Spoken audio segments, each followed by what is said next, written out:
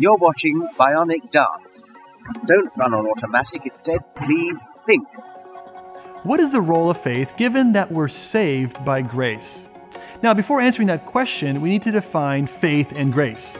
Yes, we do, but we shouldn't define them badly or in a self-serving manner. Let's do this.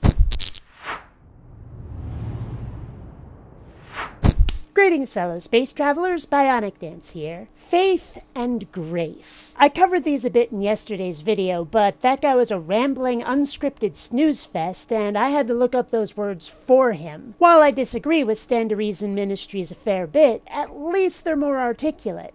This response video ought to cover the topic in a bit more detail. You're welcome. Now, first of all, what is faith? Well, it's not hope, it's not wishful thinking, and it's not belief in spite of the evidence.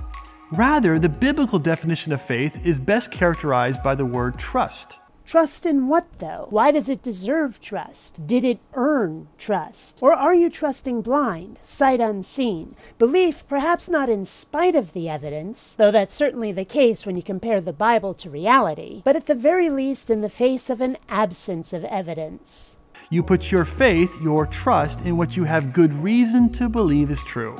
And obviously my standards are different from his, because I have in no fashion been given good reason to think that the existence of a God is true. Theist claims have not earned my trust, and thus I do not have religious faith. The expectation that I change my standards rather than religion meeting them is unreasonable, given that the standards I hold are no different than those for anything else in life. God does not get a free pass. Now, some people like to draw a distinction between knowledge, assent, and trust. So knowledge is simply the information about the gospel, what Jesus has done, and the offer that God makes to us. The only knowledge given by this source is of the claim being made by Christianity. What it doesn't do is give us a reason to believe that the claim is anything other than fiction. We must have blind faith in its veracity. That's the very first big no-no. This does not convert. It only speaks to those who already believe. But having mere knowledge doesn't save you. You also need to have assent, intellectual acceptance that the knowledge that you have is true. Exactly. But we don't get to have that knowledge now, do we? What are we given to work with? What extra biblical sources that can be tested and verified are even available? But mere assent can't save you either. After all, even the demons give their assent to biblical truths and to biblical knowledge, as James 2:19 says. Demons. Now he's added something else that needs proving. The only evidence I've ever seen for the existence of demons is William Shatner.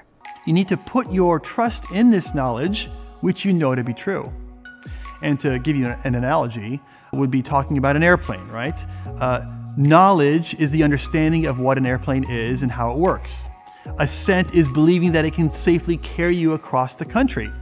But trust occurs when you step inside that airplane and you trust it to carry you across the country.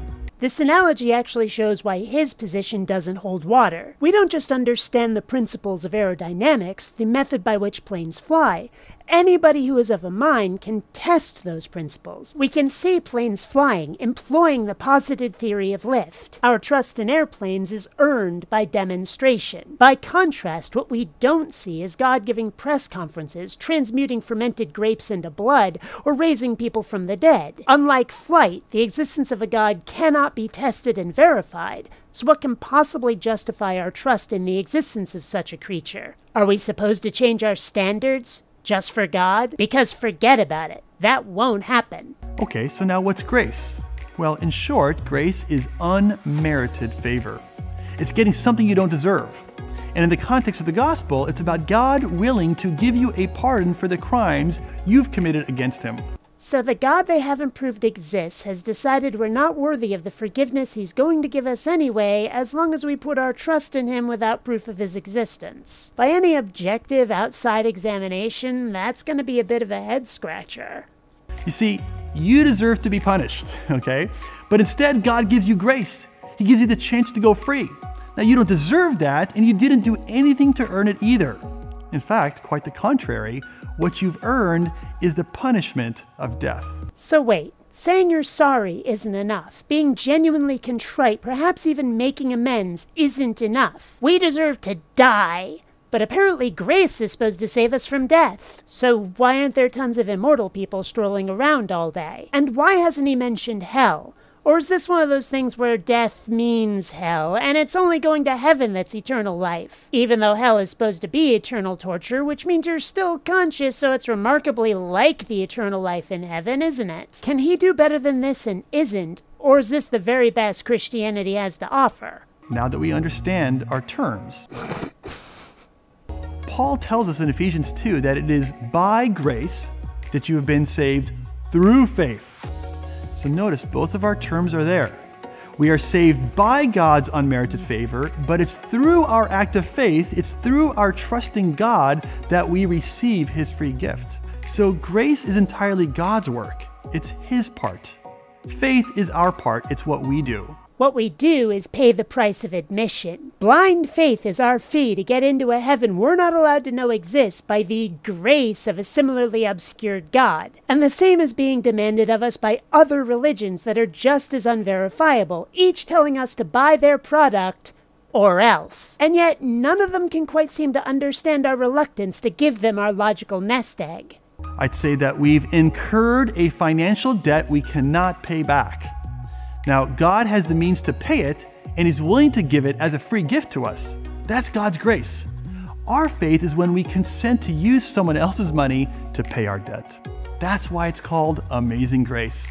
It's a gift, it's free, and it saves us from a debt we could never repay. Making God feel a bit grumpy is a debt we can never repay. And if you read Genesis, we owe for something someone else did. But he's magically going to do it by giving us what he needs to get from us in order to repay what he thinks we owe him. Shadinwawa? This doesn't sound like religion. This sounds like an Alzheimer's patient trying to run the mafia. Sorry, Guido, I'm not paying your protection money. Until next time, fellow space travelers, this is BionicDance saying don't run on automatic. Instead, please, think.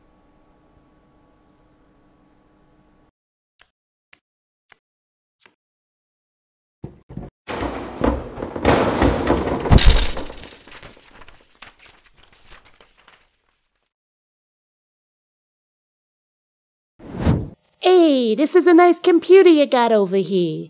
Be a shame you didn't subscribe to BionicDance. I'd hate for something bad to happen to it.